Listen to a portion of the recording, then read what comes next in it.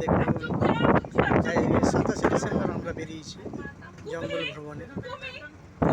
এটা নদীর একটা খাড়ি, এর মধ্যে আমরা প্রচুর কুমির এবং হরিণ, বুনো শুয়োর এগুলো দেখতে পেয়েছি। দুপাশে জঙ্গল দেখুন, একদম ঘন জঙ্গলে ভরা।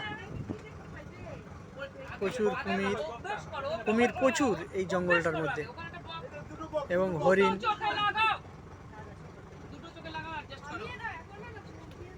আমরা গেস্ট আছেন আজকে 20 জন গেস্ট, কাল 28 ডিসেম্বর আমাদের 45 জন গেস্ট। ঘন জঙ্গল, একদম ঘন।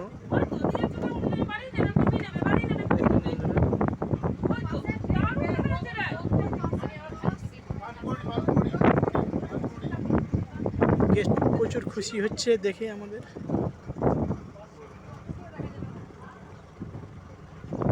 শিলিগুড়ি থেকে এসছেন এনারা গেস্ট।